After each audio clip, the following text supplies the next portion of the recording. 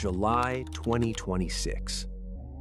The neon lights of the Las Vegas Strip flicker against the Nevada sky, projecting an image of endless wealth and easy wins.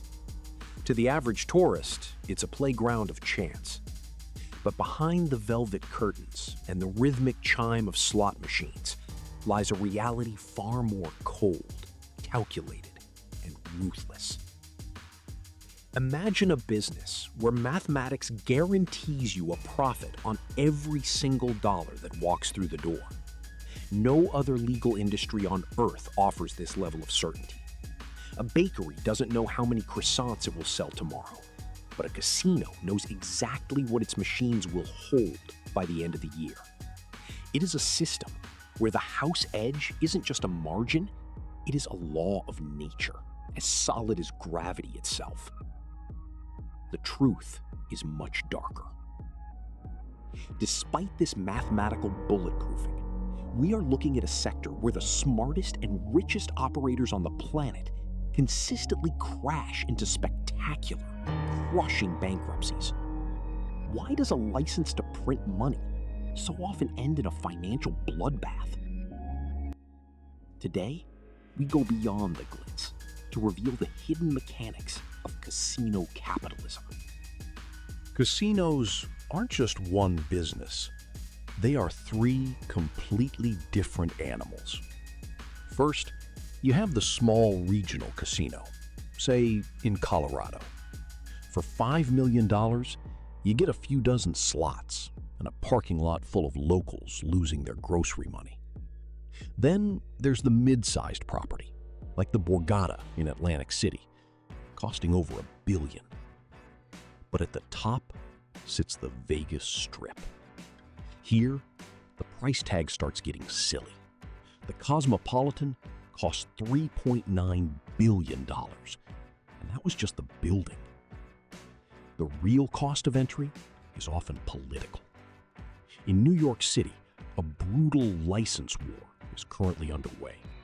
Developers are fighting for a limited number of permits, and simply applying for one costs between $20 and $50 million.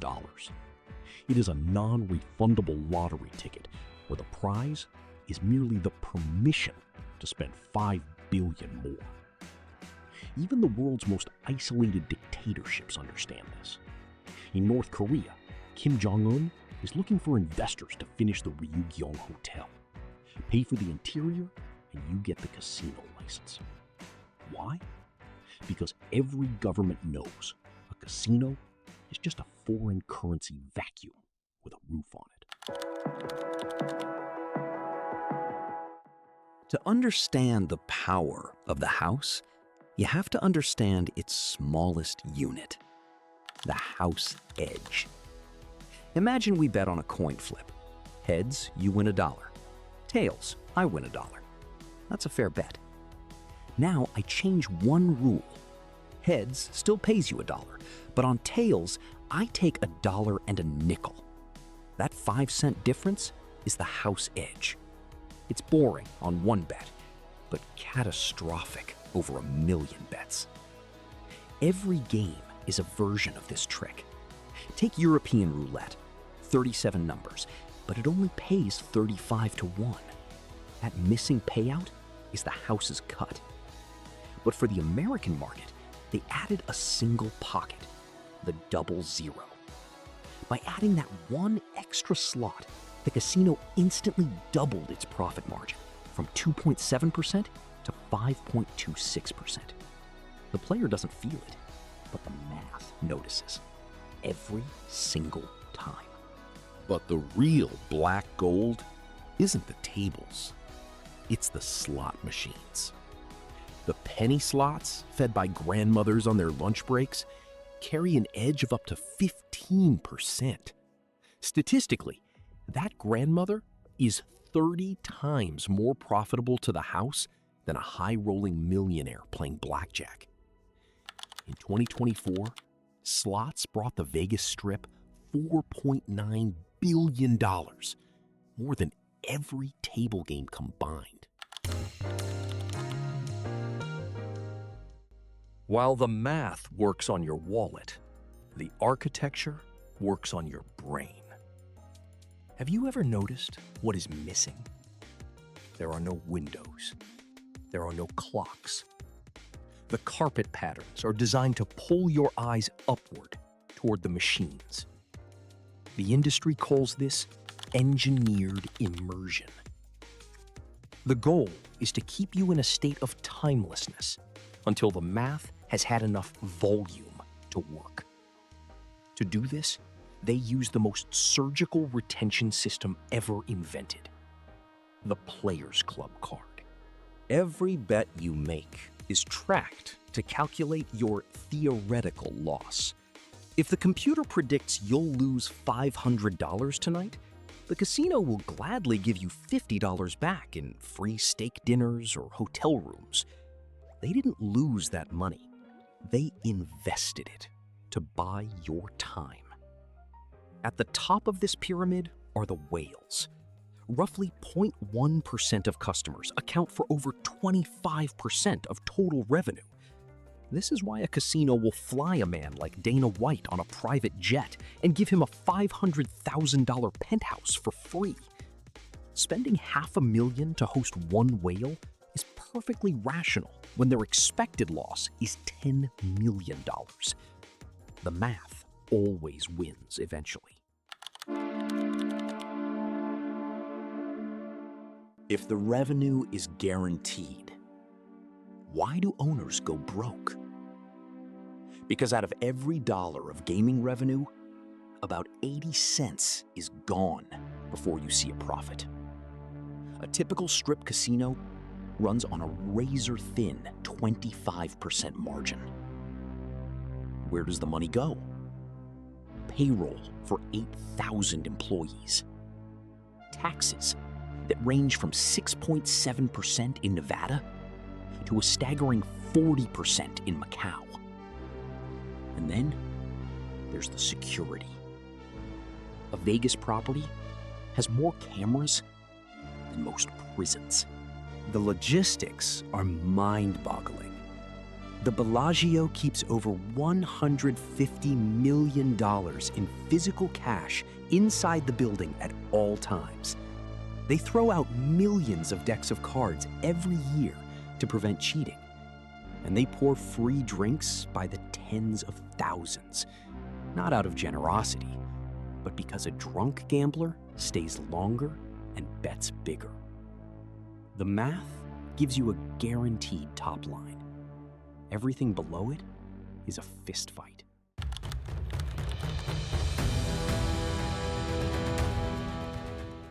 That fist fight usually ends in one of two ways.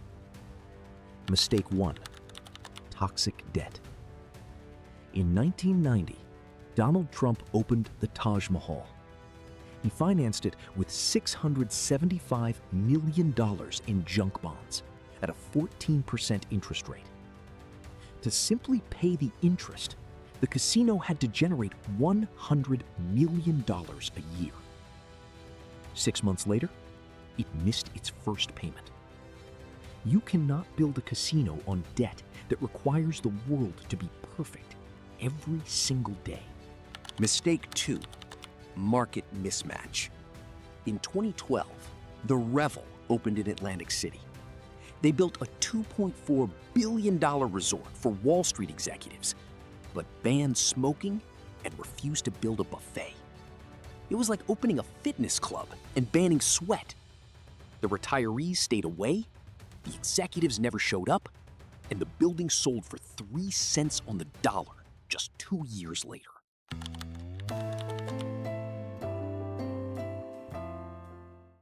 You might be sitting there thinking, I don't gamble. I've never stepped foot in a casino. This doesn't affect me. You couldn't be more wrong. Whether you play the slots or not, you are a silent partner in every casino built in your state. Governments have become revenue junkies, addicted to the massive tax windfalls that gambling provides. In states like Pennsylvania or New York, the government takes up to 54% of a casino slot machine revenue.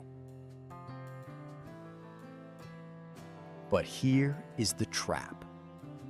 This is what economists call a regressive tax.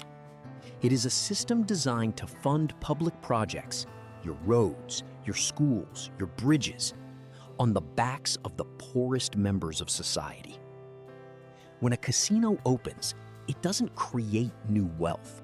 It redistributes it from the local grocery stores and small businesses into the hands of a few giant corporations. But the real threat comes when the mathematical certainty fails. When a giant like the Trump Taj Mahal or the Revel goes bankrupt, the billionaire owners often walk away with a restructuring deal. But you are left with the bill. The thousands of lost jobs, the cratered property values, and the massive holes in the state budget are filled by your tax dollars. In the world of casino capitalism, you are the ultimate lender of last resort. You didn't choose to play, but you've already been dealt into the game.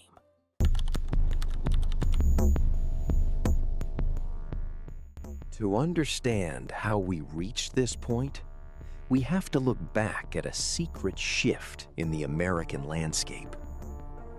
In 1977, as Atlantic City was preparing to open its first legal gambling hall, a quiet pact was made between the industry and the political elite. The promise was simple: give us the monopoly, and we will solve your budget crisis forever. It was a deal with the devil that redefined the social contract. For 50 years, the American middle class was built on industry and production. But as factories closed, the government realized it was easier to tax a vice than to build an economy. They stopped betting on people and started betting on the odds.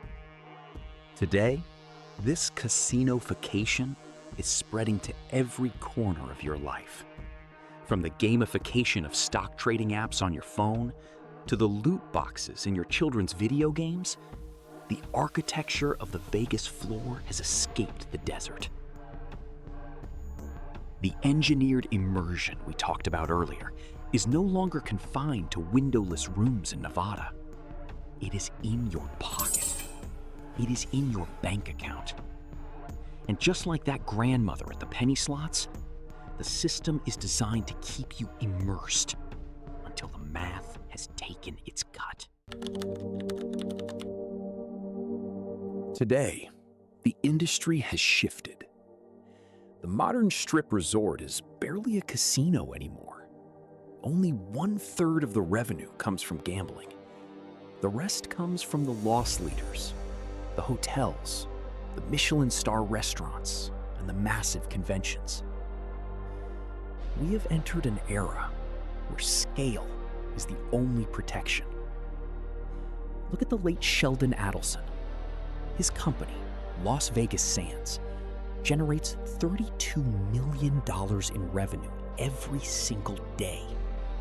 He didn't just buy a casino. He bought the market. The house always wins.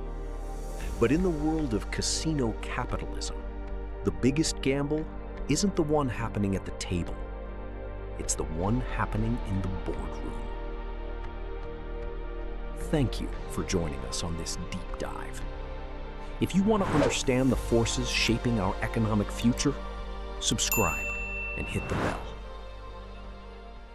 Until next time.